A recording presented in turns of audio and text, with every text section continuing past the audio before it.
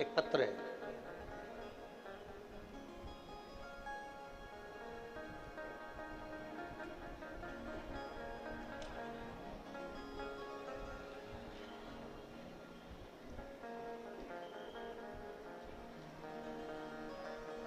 कुसुम बलीराम जी झारखोरे मैं मानोरा में रहने वाली हूँ।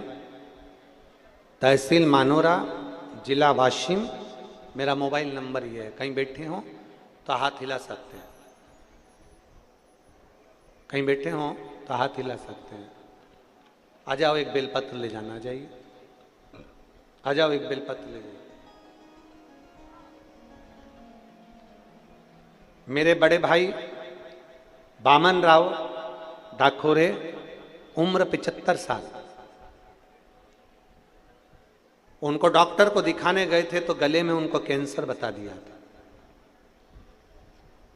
नागपुर के दवाखाने में उनको भेजा गया। वहां कैंसर भी जो बताया गया था वो 3rd स्टेज का बताया गया था। फिर हमने डॉक्टरों का इलाज प्रारंभ करा। कीमो भी दिए गए, थेरेपी भी करी गई। उनकी बोलने की आवाज चली गई, वो बोल नहीं पाते थे।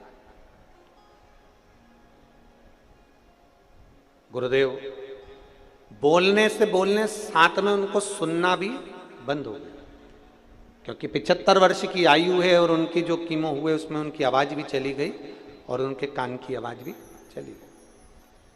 हमने हमारे मानोरा में, हमारे घर के नजदीक शिव मंदिर में, आप जैसा कहते हैं कि शंकर पर विश्वास पूर्ण रखो।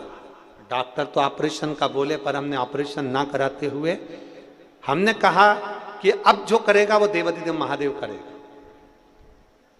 शंकर जी पर आश्रित कर कर हमने भगवान शंकर के मानोरा में ही शिव मंदिर में जाना प्रारंभ करा। पशुपतिनाथ का व्रत करना प्रारंभ करा। परिवार के व्यक्ति को सीहोर भेजा और सीहोर से रुद्राक्ष बुलवाया। रुद्राक्ष का जल शंकर भगवान को चढ़ाते और वो जल लाकर उनको जो नाक में नली लगी हुई थी उस नली से उनको बूंद बूंद दे देते। गुरुदेव डॉक्टर के हिसाब से वो नली उनकी कभी नहीं निकलना थी और उनका जो जीवन था वो थोड़ा सा था, क्योंकि कैंसर बहुत फैल चुका था। अब हम बाबा के आश्रित हो गए। हमने बाबा से प्रार्थना करी, बाबा इनको कष्ट बहुत है, ये नली निकलना चाहिए और कैंसर अब जो जांच आए उसमें कैंसर नहीं आए, ऐसी कृपा करना।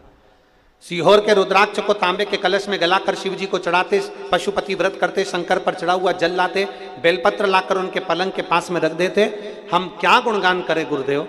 हमने जब दूसरी बार जांच कराई हॉस्पिटल में, रिपोर्ट बाबा ऐसी आई कि उस रिपोर्ट में कैंसर नील आया। हम बाबा को यहाँ धन्यवाद देने के लिए आए हैं। उनकी नली निकल गई और अब उनको मुख से ही वो खाने भी लगे और पीने भी लगे। हम बाबा को धन्यवाद देने के लिए आए हैं, बाबा को प्रणाम करने के लिए आए हैं।